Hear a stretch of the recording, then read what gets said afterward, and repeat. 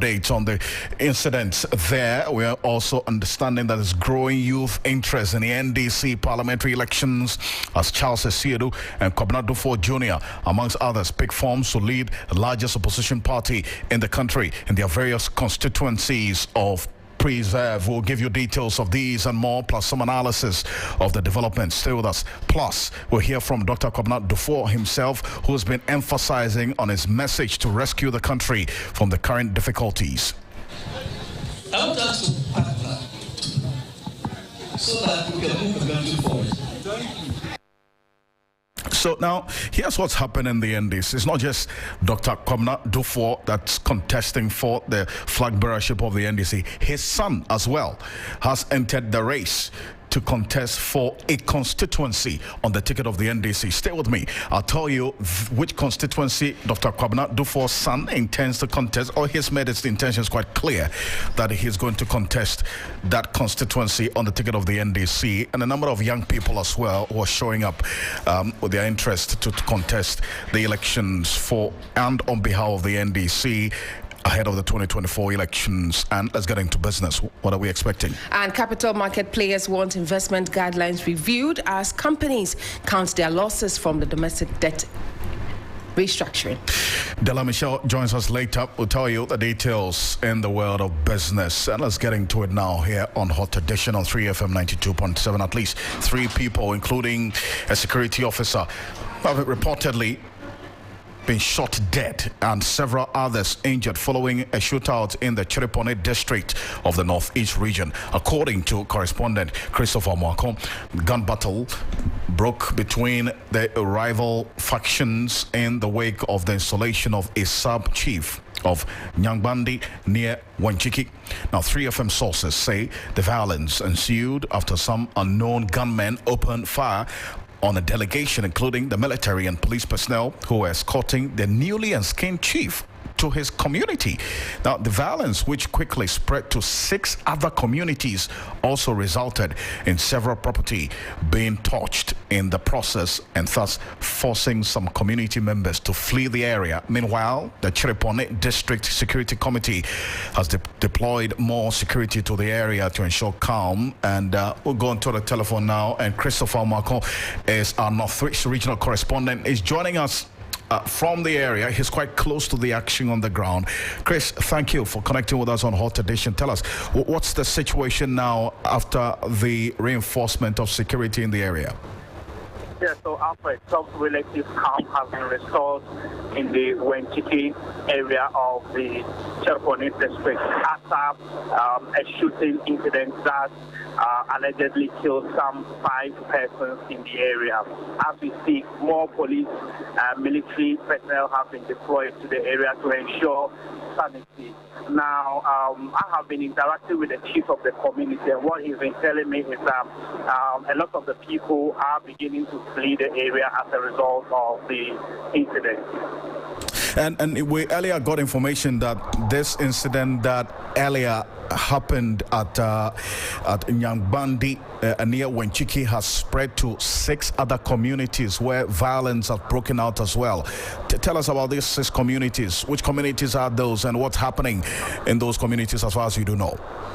Yes, so after the Wanchiki area is made up of a cluster of communities, and the Wanchiki community superintends over the other adjoining communities. So, and the communities are closer to each other. So once there is a confusion in one community, it invariably spread to the other communities. One issue that worrying is that a 16-year-old girl is among the persons who have allegedly lost their lives as a result of this morning's incident.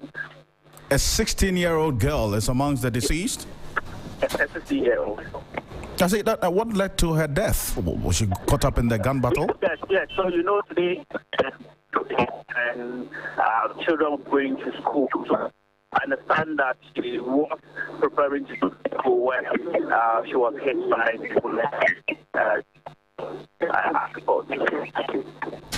Chris, we're losing you. So what you're saying is that this 16-year-old girl who's met her untimely death was hit by a stray bullet. Christopher, we're losing you. Please reposition yourself and let's see if we can get clearer connection to Christopher Marco. Yes, I can hear you now, Christopher. Okay, so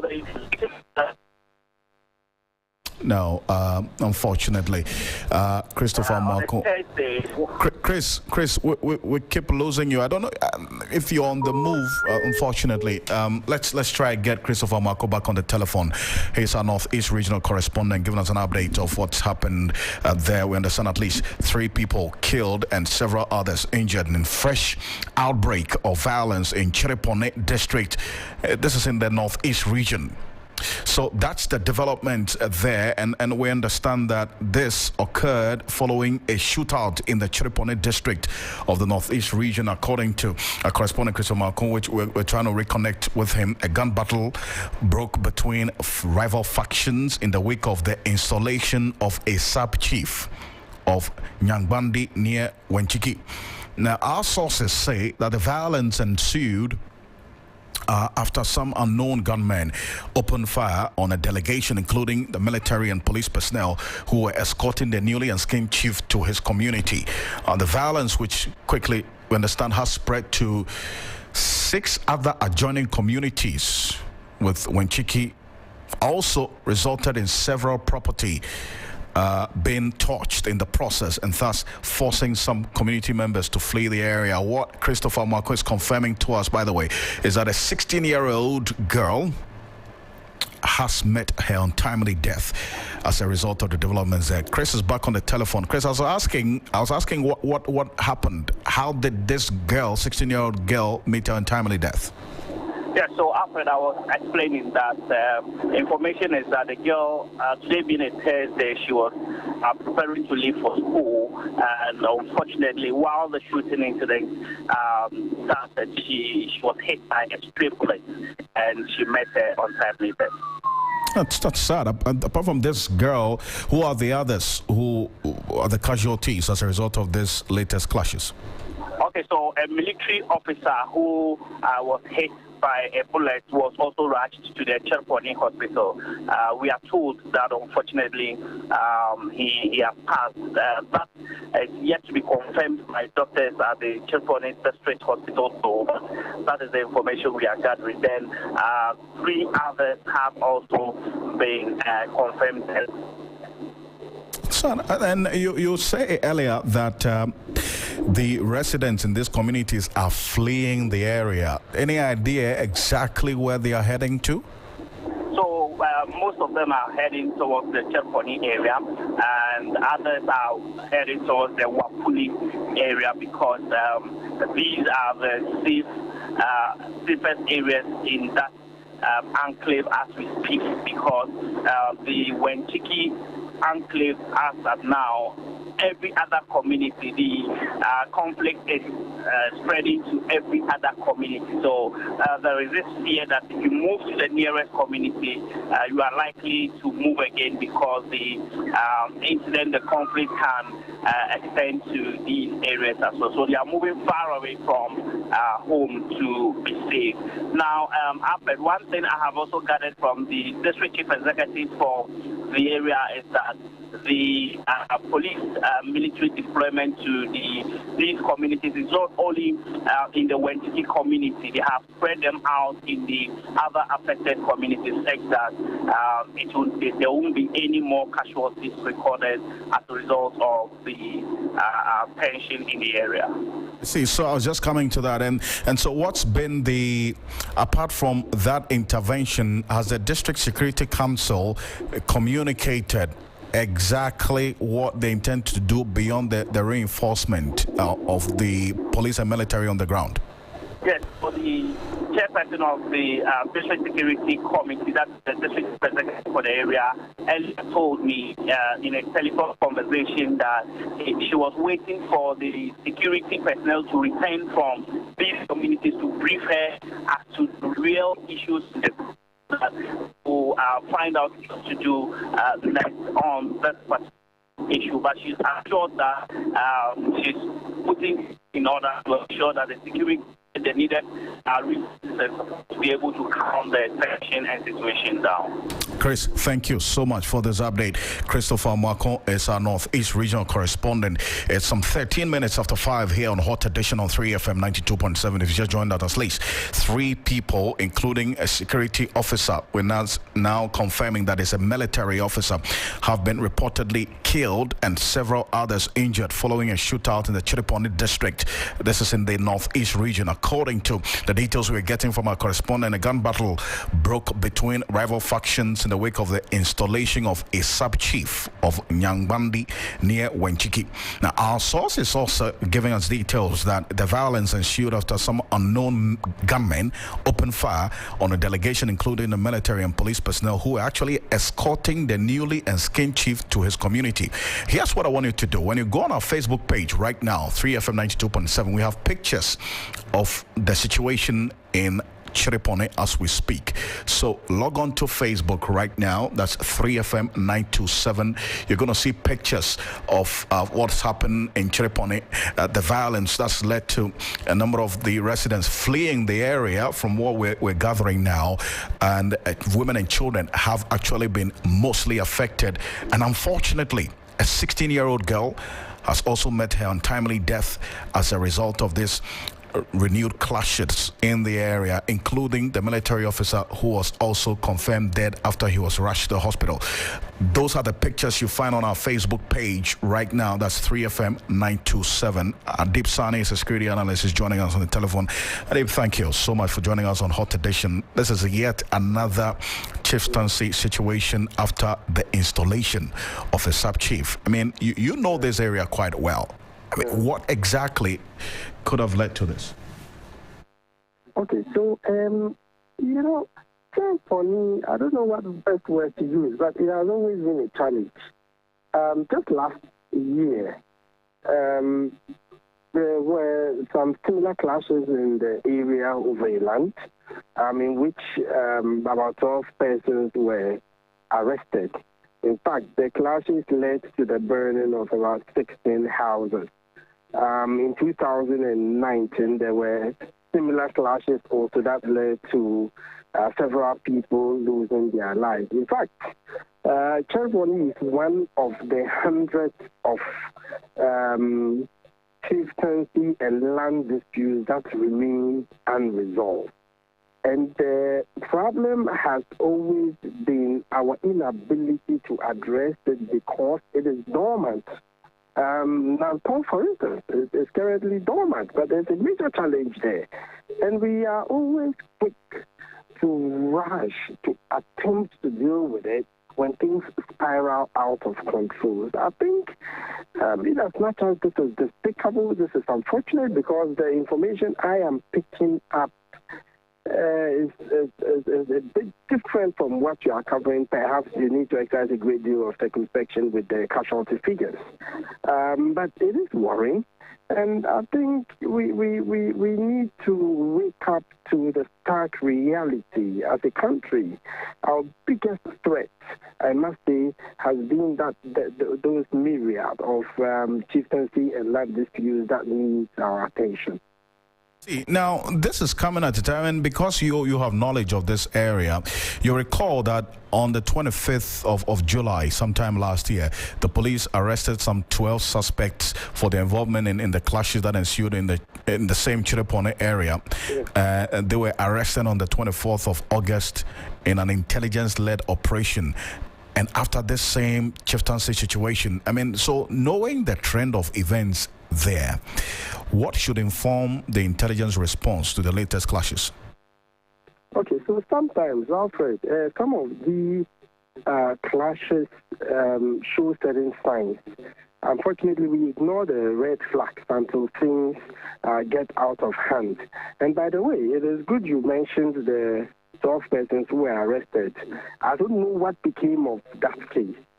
Have they been held to account? Was the evidence provided in the court sufficient enough? Because one of our biggest challenges has to do with the culture of impunity in which people feel they are beyond reproach and can, take matters into their own hands without repercussions. And it's quite characteristic of a lot of the conflict zones in Ghana. So I think it is important that we need that in the bud. But that notwithstanding, Chirponi remains a gray area so far as our internal security is concerned, and we have to pay attention to it. Just today, I was even having a conversation with a friend of mine who is within the security space, who mentioned, Chirponi and then the challenges they had there somewhere in 2012. In which some recommendations were even made to government at that time to acquire certain, military capabilities to deal with the situation there. So we need to pay attention to it, and we have to bring national resources to bear to address these conflicts that remain unresolved. And finally, before I let you go, now that August, the July 20th clashes last year, 2022, led to the burning down of 16 houses and the killing of livestock in Gbalo and Kokbong, Sagong communities in that same Chirponi area. Now, we've seen, unfortunately, this time around, a 16-year-old who is part of the casualties. We understand 3 people have been reported dead so far, including a military personnel. I mean, certainly this should inform the response mechanism, should it not? If a military personnel, from the reports we are gathering, has been caught in this crossfire, definitely it would influence how the military also responds in this instance. Absolutely. That is the clear indication of how lethal and vile the violence has become. Because if a military personnel is not able to protect him or herself, then you can imagine what happens to the innocent people on the ground. I'm hoping that the military doesn't react in a manner that is inconsistent with the law. But one thing is for sure, those that are behind this cowardly act must be brought to book to serve as a deterrent to others who feel that we are a banana republic and they can decide to take matters into their own hands. I must say, if we are able to ensure accountability, when people we are able to hold them to account for their actions, that alone should serve as a deterrent. At the same time, we need a long-term approach to deal with those fundamental issues. I know how difficult things are, especially for government when, it's quite obvious government is not supposed to meddle in chieftaincy. But so far as it hinges on the security of the state, it is incumbent on the government to ensure that the people are protected. I mean, I can imagine how difficult the situation is, but this is just getting out of hand. Adibsani, I thank you so much for your thoughts on this development. And Adibsani is a security analyst joining us. He has some extensive work on the Chirponi situation as well as some other areas in the northern part of the country. Now, if you go on our Facebook page, 3FM927, we've secured pictures of the clashes that's led to the death of 3 people, as far as we've gotten information from our correspondent on the ground, including a 16-year-old girl and a military officer amongst the 3 people who have been reported dead as a result of the renewed clashes in the Chirponi area. When you go on our Facebook page, 3FM927, you're going to see pictures of the issues that we are reporting right now and development. In fact, we have just gotten an update on this, just coming through from that's our correspondent in the Northeast region, Christopher Mwako, has just indicated that the death toll has risen to 5. Quite unfortunate.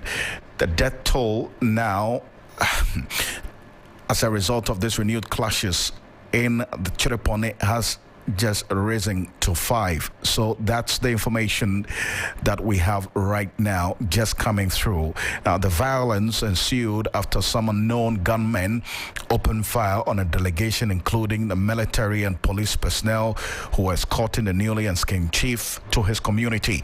The violence, which quickly spread to 6 other communities, also resulted in several property being torched in the process and thus forcing some community members to flee the area. So that's the information that we have right now.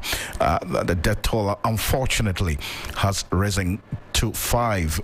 This is in the Chiripone district, when the Standard District Security Council has also deployed more security to the area to calm tempers. But as we speak, the residents are fleeing, and we have pictures of the children and the women especially, who have been heavily affected by this. If you go on our Facebook right now, that's 3FM 927, you see the pictures of the children who are carrying their mats and their pans and their luggage, essentially fleeing the area. That's what's happening right now in Chiripone, and the unfortunate development that we have right now is that the death toll has risen as we speak to 5. And we're keeping an eye on that, and we'll definitely be updating you, our viewers, on Facebook, and also for those of you listening to us on 3FM 92.7. Stay with us.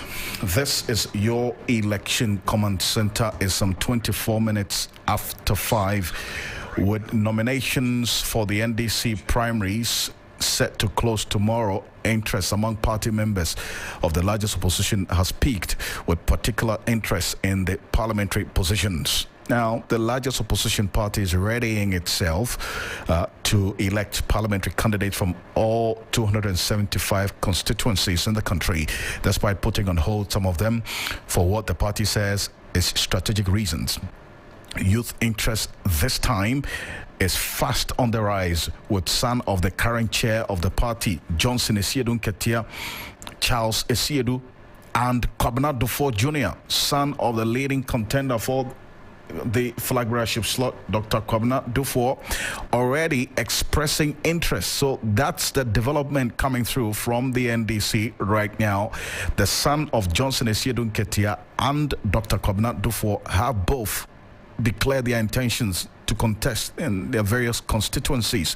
Now, we'll get into the details shortly, but another name to have surfaced is General Secretary of the Ghana Medical Association, Dr. Titus Bayo.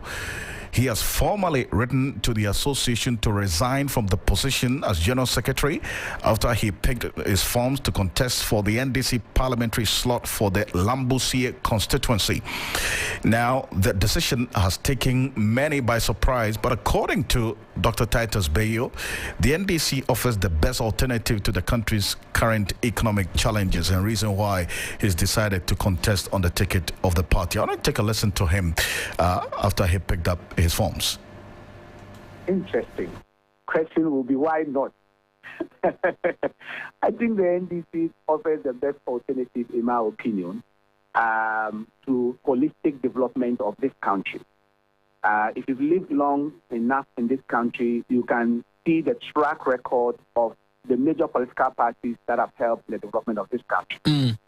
The social democratic principles of the NDC stand tall. And if you come from deprived, underserved districts like mine, you will notice that you can easily associate with the NDC. The NDC thinks about everybody, distributing the national resources equitably, not a few people owning properties in multiples of them while the rest suffer. I visited a village in the district called Tayagri, and when I was just talking with the women, they just told me that, doctor, when a woman is in labor in this community, we are surrounded by rivers, and we cannot cross either of them. There's a long path that we have to go to send one person to the next facility. This community doesn't even have a chief compound. Their kids cannot go to school until they are about 5 years because of the distance. And which government provided so many chief compounds in this country? It's the NDC. It was the NDC that cut salaries of its worker appointees and used it to build chief compounds. Right. if as a medical doctor, this should touch me immediately. Look at the records of the NDC in health. Look at the records of NDC in other areas. Yes, the NPP is doing its bit. I would not say they haven't done anything at all.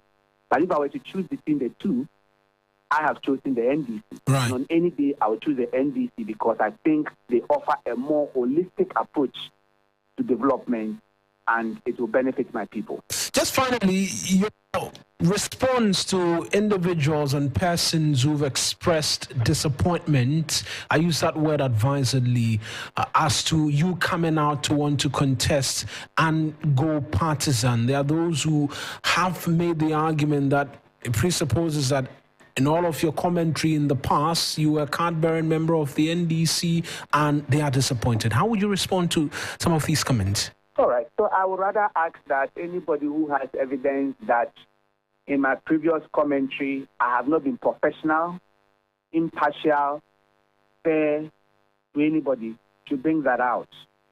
I have discharged my duties as a medical doctor professionally, as a union leader professionally.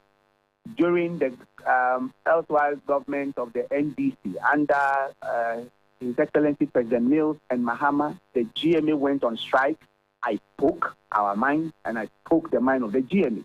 In fact, there are people in the NDC who are equally surprised to think that I am a member of the party because I stand for fairness, I stand on principle. And if it is wrong yesterday, it might be wrong today. And so I have discharged my current role or past role in that manner. And so I don't think that that even comes into question at all. I haven't been unfair to any particular government, and the present government has offered technical assistance to the government to help us all out of the crisis. Right. When we had COVID, I did not sit aloof or take a position, let's join in a way that the government will fail. No, because I know that it is our collective responsibility to speak. And so discharge my duties in that manner.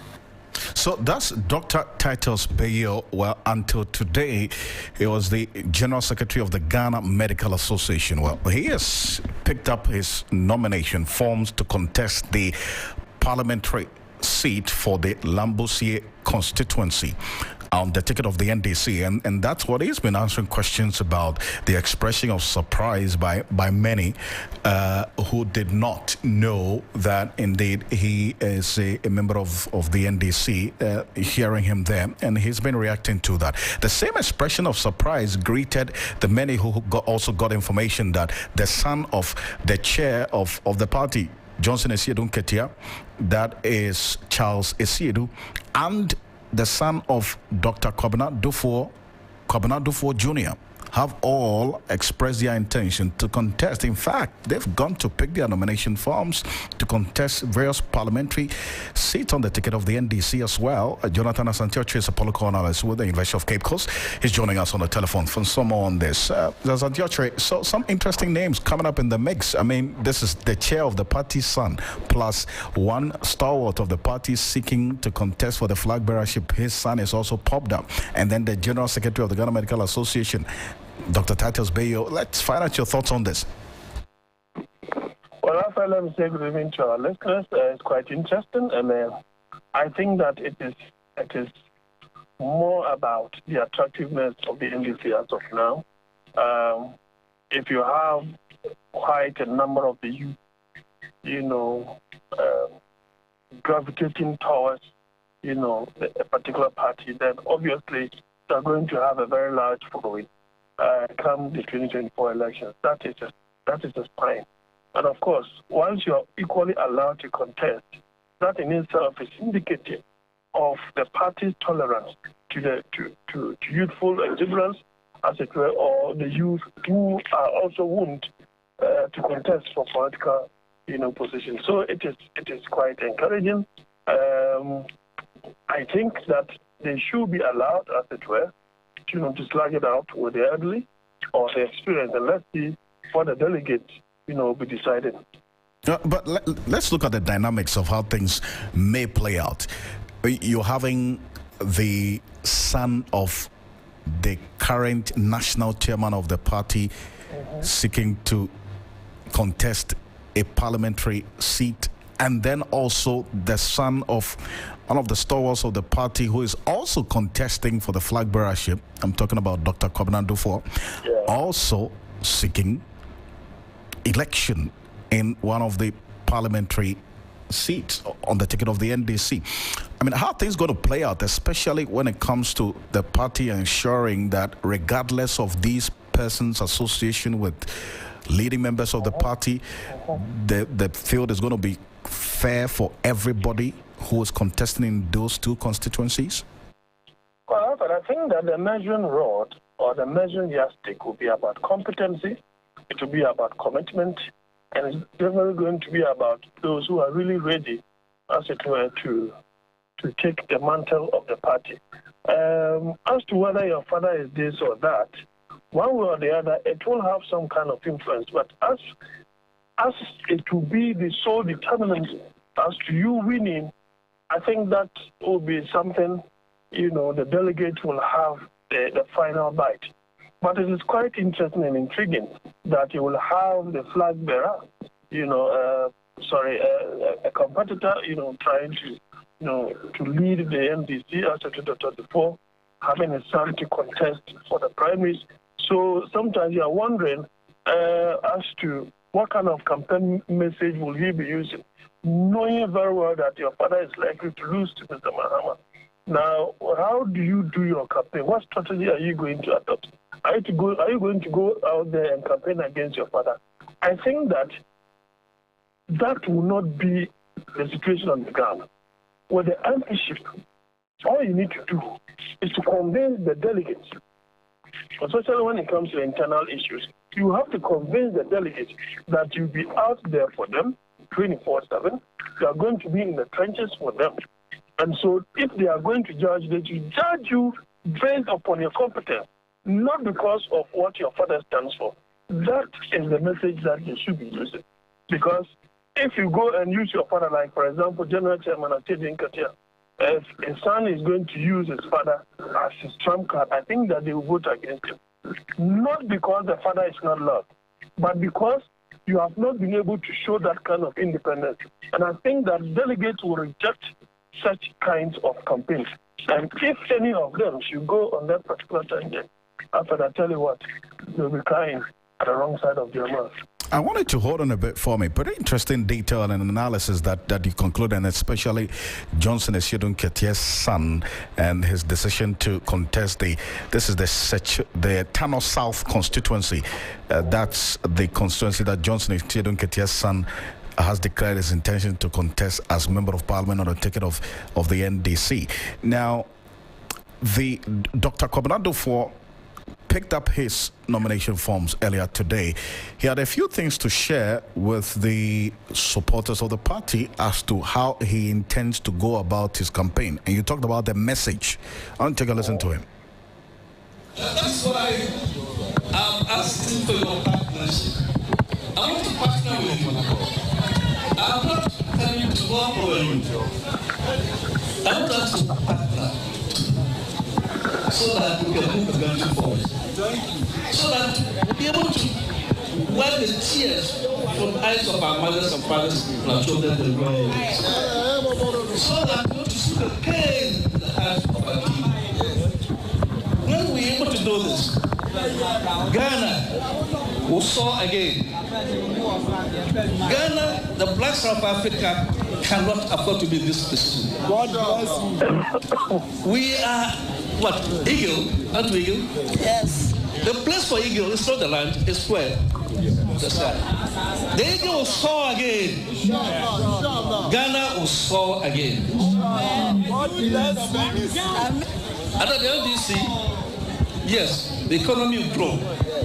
We produce a very prosperous economy before we left office. When we were leaving office, the total public debt of 35 billion cedis now is over 600 billion. When we left the city, 1.8 to buy a dollar. Now it's how much? 15 cities. When we left, inflation was about 8.4. Well, so that's Dr. Kwabena Duffuor, former finance minister, governor of the Bank of Ghana. And it appears that he's playing to his strength, is he not? I mean, the economy and his experience in there clearly is going to dominate his campaign message for the flag bearership. Alfred, to be frank with you, I think that the audio was quite thin, so I did not hear his message. Did he say that they should vote for his father? No, this was the Dr. Kwabena Duffuor himself. Before himself. Okay. Yeah, I mean, essentially talking about what his message is going to be. He says it's all going to be about the economy. I mean, he's been talking about what he left behind as finance minister and what the situation is now. And I'm saying that clearly he's playing to his strength. I mean, as a former finance minister, that definitely is going to dominate his campaign message. Do you think that that's going to work for him? Well, I think that the message is good. No two ways about that. The message is good. Of course, he has a track record of that particular message. He has a track record of having performed creditably well when he was the finance minister. No two ways about that. So obviously, you do not expect him to tread in areas that is quite uncomfortable. What I saw, I watched him on TV3, I watched him on Metro as well. But what I saw in the delivery of that particular message was that the energy was not there. There was no fervor surrounding that particular message that he gave. And I think that age is having its toll on him. No two ways about that. I think we don't have to mince words on that. He's a fine gentleman. I think he's quite unblemished in terms of his political career. I've not heard anything untoward. The only thing that you can say is the blight on his record, whether it is from him or from a higher authority, in the collapse of his bank, as it were, and, the taking over of that particular bank by the government. Probably in some later years, maybe we'll see when the chickens come home to roost, we'll know exactly, what happened that led to the collapse. But other than that, the message is clear.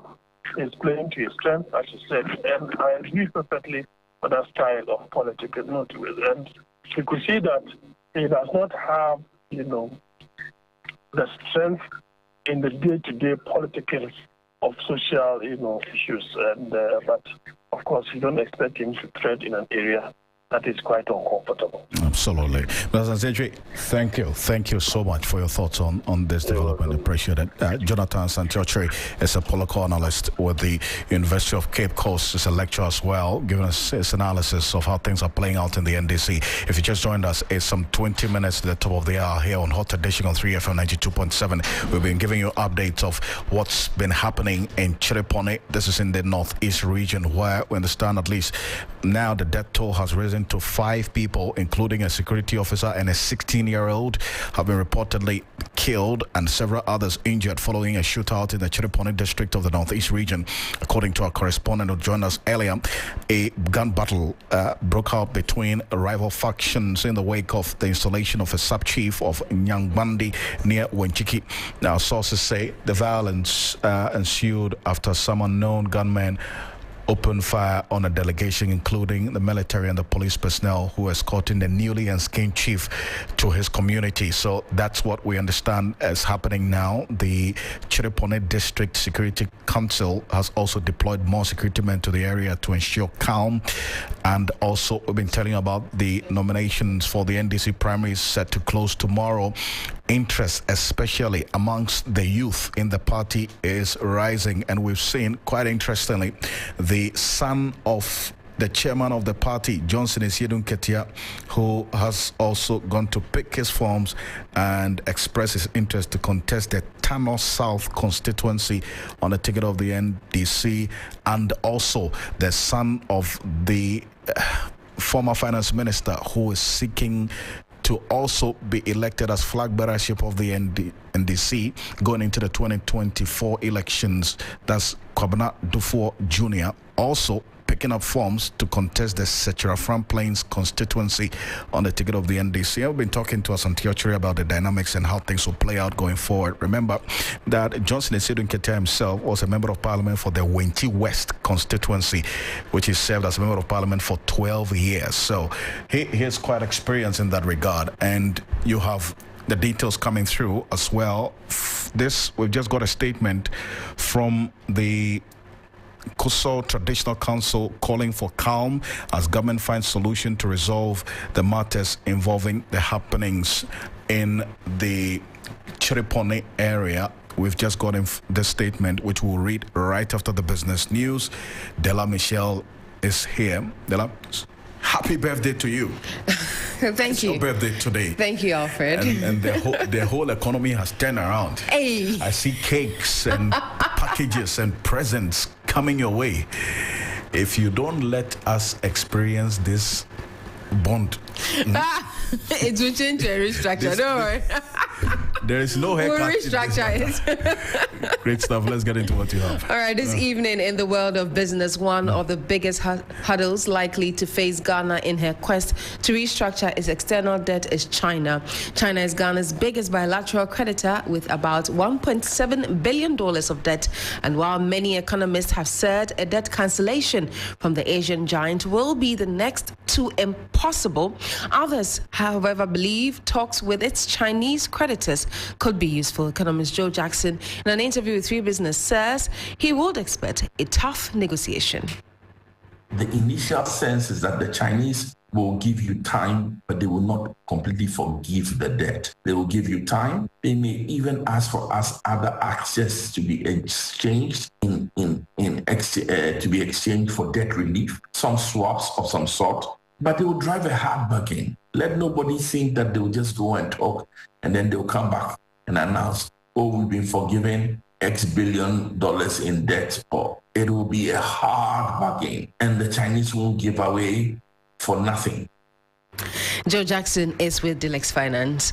Financial sector regulators have come under heavy criticism for their investment guidelines that require fund managers to invest between 70% and 80% of their holdings in government assets. The development resulted in overexposure of financial services companies to government businesses, which has now resulted in steep losses for investors through the domestic debt restructuring. Market watchers have already called for a review of the guidelines to enable them diversify their investment based on the risk associated. Courage Boti is lead researcher with GCB Capital. I think people will play it cautiously now. They will play the diversification game more now. And I think the investment guidelines from SEC and MPRA should actually be altered a bit to reflect that reality, so that you do not have the situation where regulation requires that 75% of your investment go to the government. And it is the reason you see that kind of over-concentration at that side of the market. And it leaves very little room for corporates to do issuances because people associate a lot of risk with you. So this change need to come with changes with the investment guidelines as well to give people other options. Greater weight be assigned to corporate bonds and other kinds of bonds, not because they are not risky, they are equally risky, or they are also risky, but then there will now be the need for proper risk analysis, risk assessment to determine where to place your funds so that you do not have the situation where 75-80% of your funds are with government and the other segment of the market are starved of funds to do the expansions and the capital project that will create the needed jobs in the economy really. So these things need to come with change. Things would improve and it will improve gradually. I think people will do their risk analysis now and their orientation now, even for a lot of fund managers to look outside Ghana as part of maybe the diversification strategy. And so you wouldn't have the instance where the only option available is GOG. Courage Boti is lead researcher with GCB Capital. The Institute for Energy Security has criticized the National Petroleum Authority's distribution plan for products under the government's Gold for Oil program. The NPA announced that diesel and petrol from the program would be supplied to oil marketing companies with 45 retail outlets and above. But the executive director of IES, Nana Mwesi, says the plan is discriminatory and promotes unfair market competition.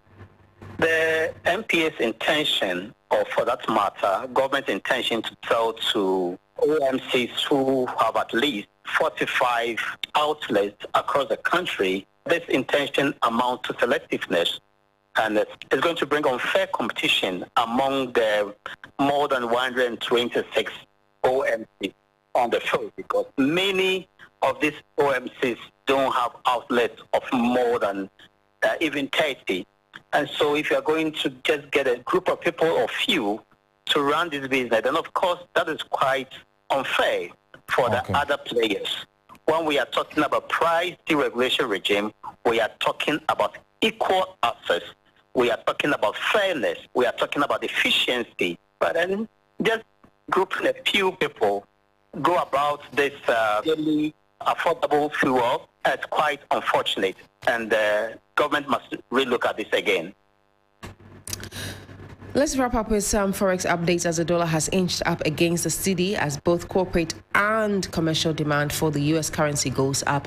Bids for the dollar are hovering around 13 cedis 15 pesos, with offers around 13 cedis 30 pesos. This week has seen the cedi lose value against the dollar, and this may continue unless the dollar supply improves. That's all the business news we have for you. Log on to 3news.com for more business news. Alfred, are you having some dollars to change? Well, the dollar, the cedi has held its own, and to be honest, since January, I think we need to understand what was done differently and how that can be sustained, over the period, because that has also influenced what we've seen in the stability and the reduction in the price of petroleum products at the pumps and so on. True. We'll see how things play out. I mean, one of the major concerns that they had was the repatriation bit, which was expected to begin in the first quarter of the year. But as you said, the cedi has inner ways to describe. But I saw you with a money bouquet made of dollars.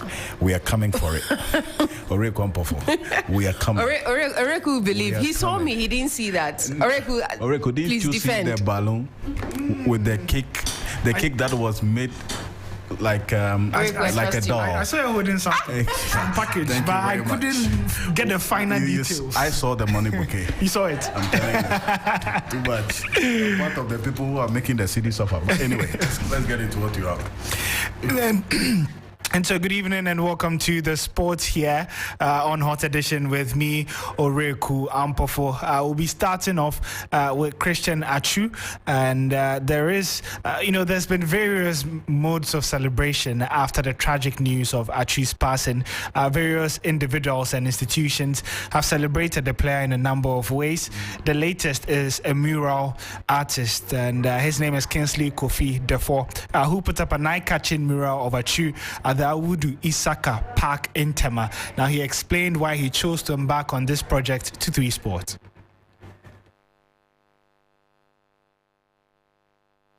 Of him to honor him, because he has made us happy before in World Cup time. He scored a goal. There was a goal he scored. I was really, really happy. He scored a goal on the touch line, that line to the corner. He just kicked the ball from that line straight into the pool. And it was amazing. I was like, whoa, this guy. And then ever since they stopped fixing him in games, in the Ghanaian games, I was a bit confused, but Ghana, this is how it works. So I put a post. Ostelo Nachu and president of Cheetah FC, that's Hayate, has revealed that the player donated his first ever salary to the church after successfully moving to Europe. I remember when Christian went to Porto and succeeded in the trials. Porto were to pay him 800 euros a month. I was there when Christian actually sent me at Western Union, and I received 800 euros. And when I received 800 euros from Western Union, I was so happy. I was thinking Christian have sent me money. His court followed up and he said, the 800 euros that you sent, the equivalent of the 800 euros is going to be this in CD, and you want me to take the money and give the money to the church.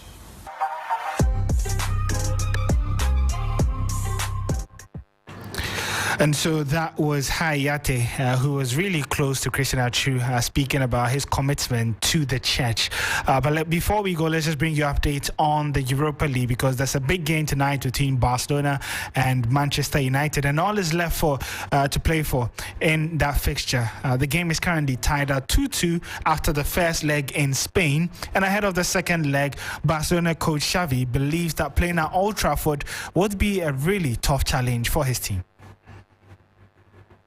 Well, from my point of view, a difficult game, of course. It's a very tough stadium, amazing environment, with passion, with rhythm, with intensity, but we are excited. We are excited to compete. We are ready to compete well, and hopefully we can show our best level.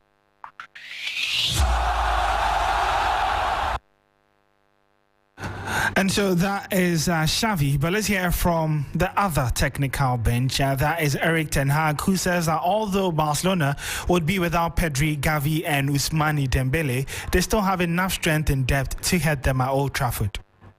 It's obviously Gavi, Pedri, big, great players. Although they are very young, they already have a positive effect on the game of Barcelona. But also their squad is so much depth in it that they have players who can replace them, and it will be a very good team for Barcelona.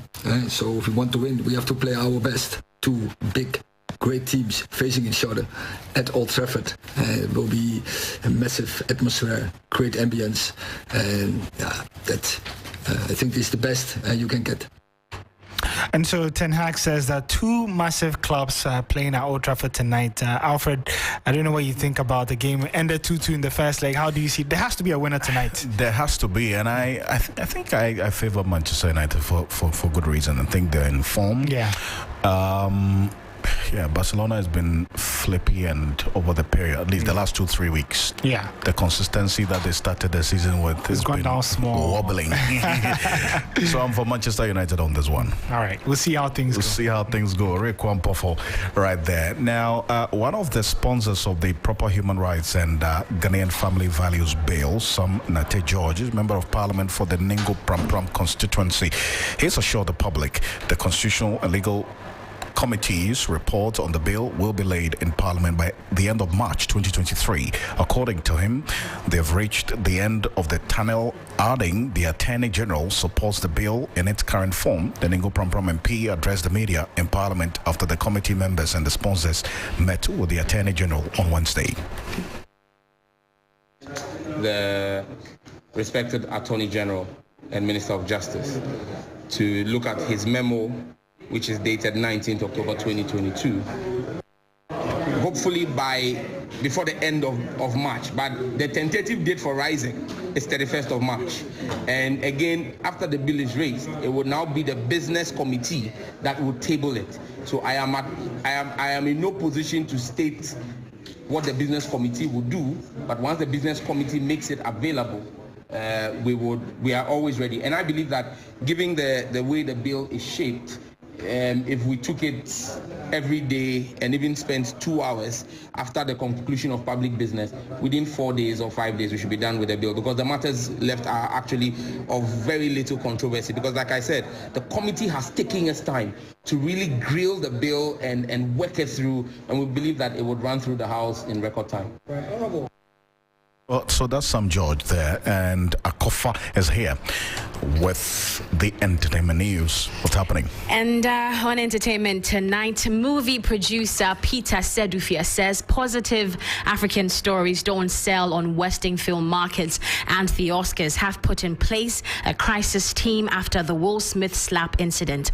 Now let's settle for the details. Ghanaian filmmaker Peter Sedufia has said that films that put Africa in a positive light do not sell on the Western movie market. According to him, because the Western movie market is Africa's largest selling point, it becomes difficult for filmmakers in Africa to do films that glorify the continent. He added that a lot of African movie makers who seek to win the Western market have had to tell the African story through the lenses of poverty, famine, and diseases. Unfortunately, he said the African market is weak to support the African film producer in advancing causes like this. I've made like 4 films. I mean, I'm still counting another series. And when I'm marketing them, I know what is happening. See, Africa doesn't have the market. I'm telling you the truth. Our markets are in the Western world. They tend to pay a lot more money for our content. And those people are not, excuse my language, but trust me, they are not enthused, they are not excited, they are not moved by an empowered Africa, a very beautiful Africa. Africa is so beautiful, so empowered, they can do everything by themselves with a superhero kind of... that doesn't move them. That's also unfortunate. But trust me, if you give them those films, they're like, this is not the Africa I know. So those films don't even go anywhere. They feel like you're just trying to lie about your continent. And then when you start giving them the impoverished, the war-torn, the what do you call it? The dirty Africa, they're like, whoa, this is... You see how they rush for such film and they pay a lot of money for it. That is the irony of the whole thing. You heard filmmaker Peter Sedufia. And before I go, a crisis team will be introduced at this year's Oscars to handle any real-time incidents as a response to Will Smith slapping Chris Rock during the 2022 ceremony. Academy Chief Executive Bill Kramer told Time magazine the new unit had quote, run many scenarios in the hope they will be prepared for anything. Because of last year, we've opened our minds to the many things that can happen at the Oscars, he said. Now, Smith slapped the comedian after he made a joke about Jada Pinkett Smith's bald head, which she shaved following an alopecia diagnosis. Now, despite the incident, he remained at the ceremony and later collected the Best Actor Oscar for his performance in King Richard. Although Smith later resigned from the Academy, it took several more days for the organization to make a decision on his membership. He was ultimately banned from the Oscars Gala and other Academy events for 10 years. Now, the 95th Academy Awards is set for March 13, 2023. And that's all the entertainment news here on Hot Edition. My name is Akofa Alfred. Well, that story about the films of Africa, it had to show the negative in order to sell. That's unfortunate. Very unfortunate. How do we turn that narrative around, to be honest? I think it's a conversation that they're willing to have. I think that's where they probably will begin from, because a lot of other filmmakers... The impoverished, the dirty side of Africa, and that we are war-torn. But you do notice that anytime these international people come to the country, they're looking at stories like that. Well, would you also blame them? That's what we're putting out there as well. And they need the money, they need the investors, and so they believe that sharing these stories, if that's the tangent they want to go, if they want the investors, then these are the kind of stories they will have to tell. Well, we have to change the narrative. We have to change the narrative. It has to happen. I think that's the way forward. Absolutely. Yeah, we'll see how it goes. Africa is beautiful. Ghana is beautiful. It is beautiful. Anyway, Parliament's Health Committee fears of an increase in outbreak of child killer diseases if government does not urgently solve the problem of vaccine shortage. Concerns over the last few weeks have been raised from various parts of the country, including within the Ghana Health Service, over the lack of critical vaccines, which some experts alluded to the rise of measles cases in the northern part of the country.